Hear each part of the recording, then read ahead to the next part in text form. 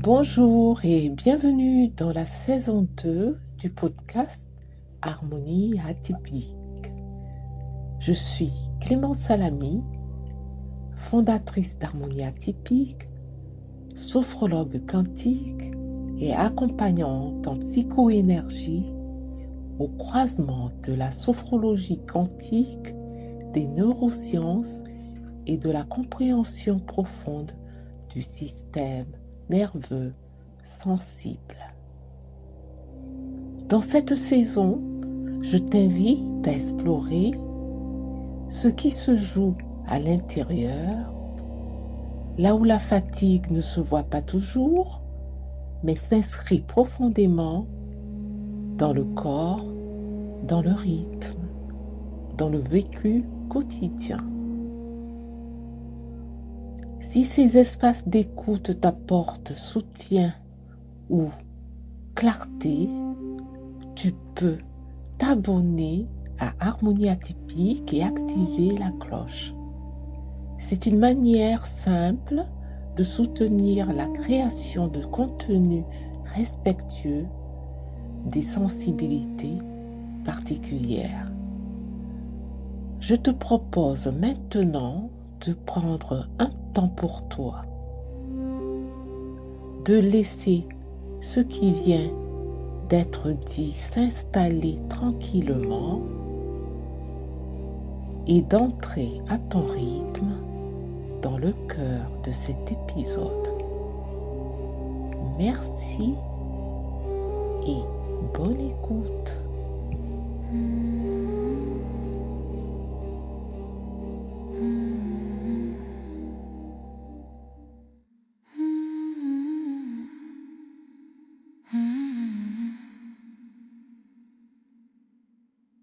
Pourquoi les personnes sensibles procrastinent? Le rôle caché du système nerveux. Respire doucement et pense à cette chose que tu remets à plus tard. Cet appel, ce rendez-vous, ce projet, cette décision. Tu sais que c'est important. Tu sais que tu devrais le faire. Et pourtant, quelque chose bloque. Alors tu te juges. Tu te dis que tu manques de discipline,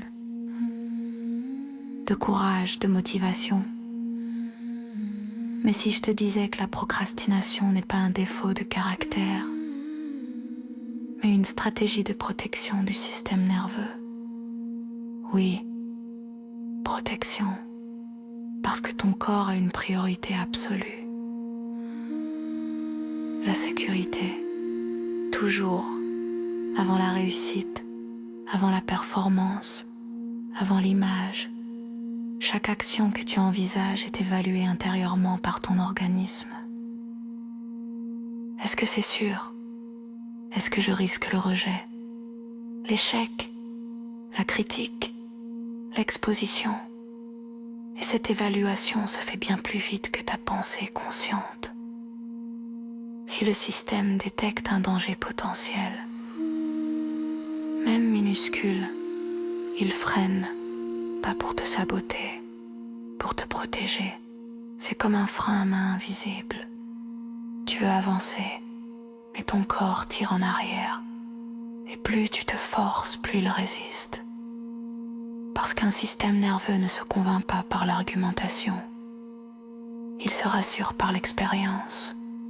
La procrastination apparaît souvent chez les personnes sensibles. Pourquoi? Parce qu'elles anticipent davantage les conséquences, le regard des autres, les possibilités d'échec. Leur cerveau simule beaucoup. Et si ces simulations évoquent une menace, le système dit plus tard. Ce n'est pas de la fainéantise.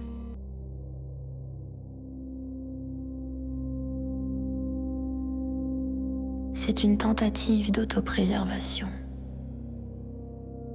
Parfois, ce blocage vient de loin, très loin.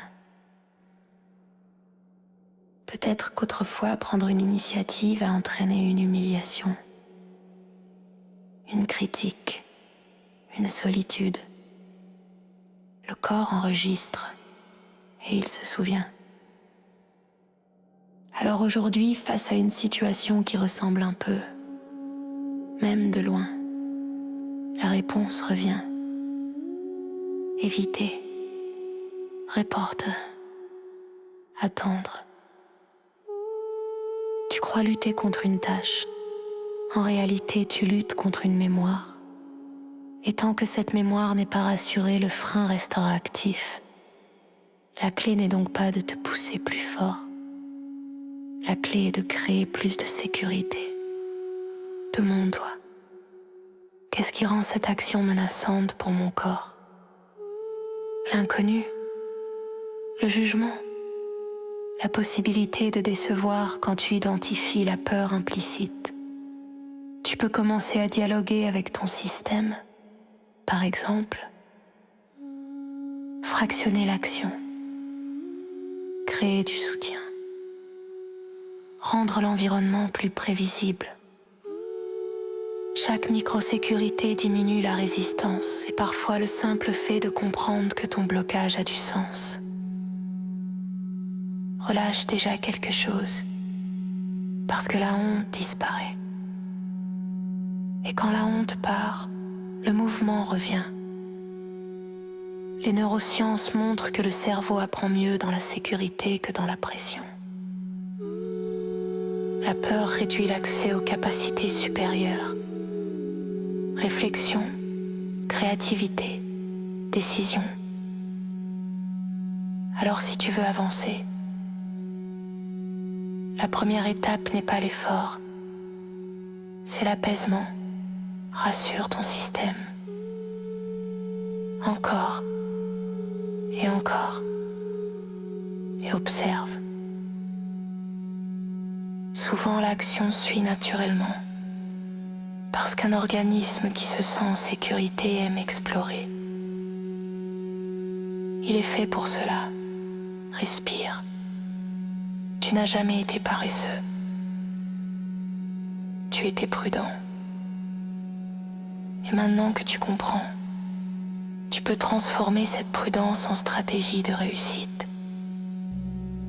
Pas contre toi, avec toi.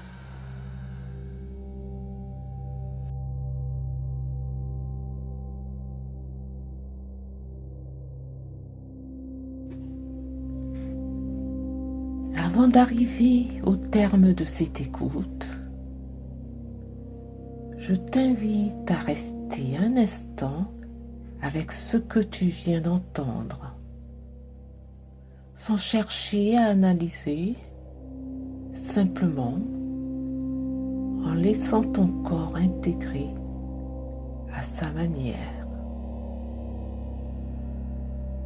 Cet épisode de la saison 2 se termine ici. Si certains mots ont résonné pour toi, sache que cette fatigue n'est ni un défaut, ni une faiblesse. Elle est souvent le signe d'une grande sensibilité qui demande un autre rythme, plus respectueux du corps et de son fonctionnement. Tu peux t'abonner à Harmonie Atypique pour continuer ce chemin d'écoute et recevoir les prochains épisodes de la saison 2. Merci pour ta présence, pour ton attention et pour la douceur que tu choisis d'offrir à ton propre rythme intérieur. À très bientôt.